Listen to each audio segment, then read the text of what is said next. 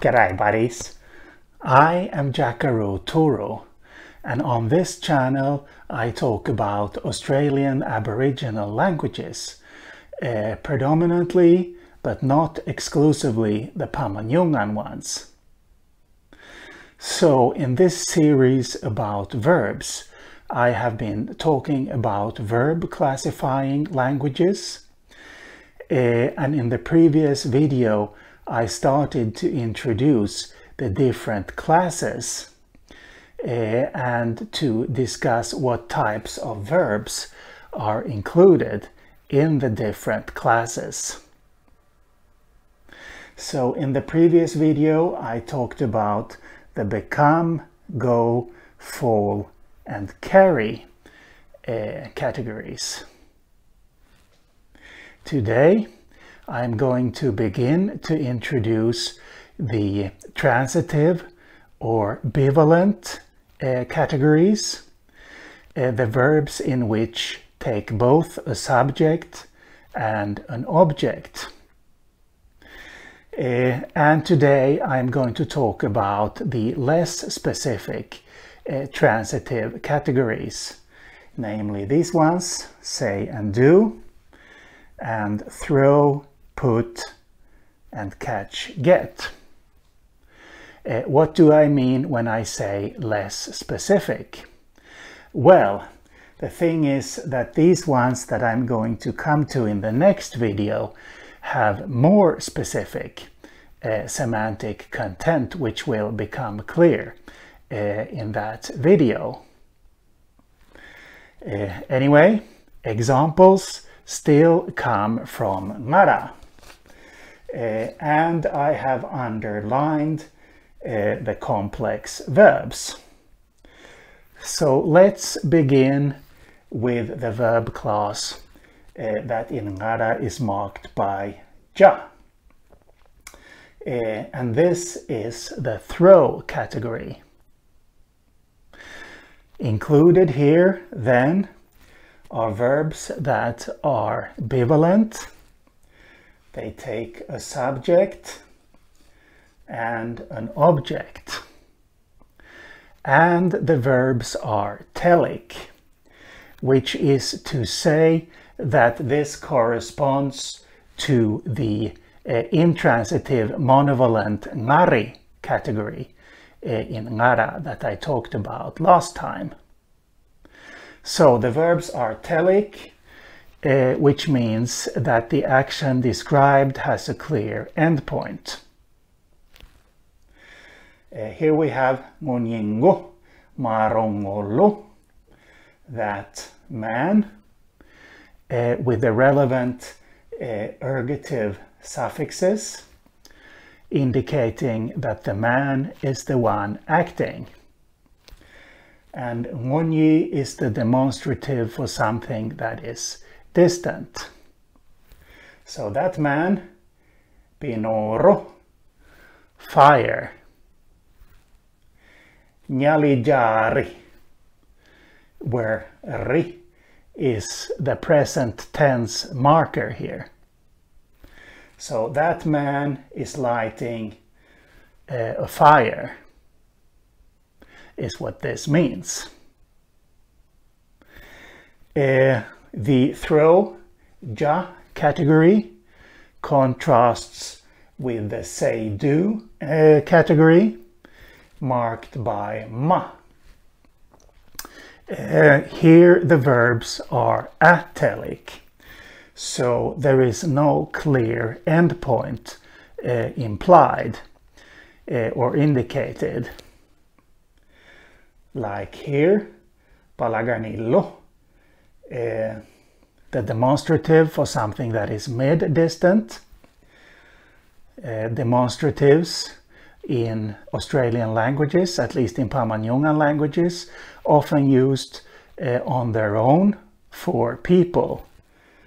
So palagani with the ergative suffix here means that one. This is the object, pananya karumbu. Pananya, third person plural accusative, and karumbo, which originally meant small stone, but which also came to be used in the sense coin. And I explain this construction elsewhere. Anyway, here is the complex verb, liljer mari. That one is rattling the coins, is what this means. Now, I have a lot of verbs with ma. 105 different complex verbs with ma. But the thing is, here's the thing, most of them are clearly atelic. There are 7 that seem not to be atelic, but instead to be telic, like this one. Nyabarillo. Nyabari, a name with ergative suffix. Nganya, first person singular accusative, me. Kaduara mano, here with the past tense ending. So Nyabari rescued me. Now, why is this?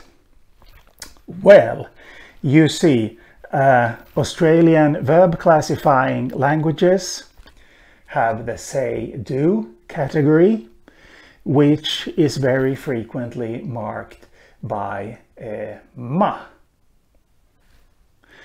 They also, however, have the catch-get category, which, as it so happens, is also frequently marked by ma or something similar. This seems a bit unfortunate to me, to have ma here and ma there, but there it is. So this may be what is going on in Ngara. We have a big say-do category that includes a lot of verbs, and we have a small catch-get category. This may be what is going on. Other avenues of explanation are possible, though, but it may be what is going on. Okay. Finally, in this video, I would like to mention the put category.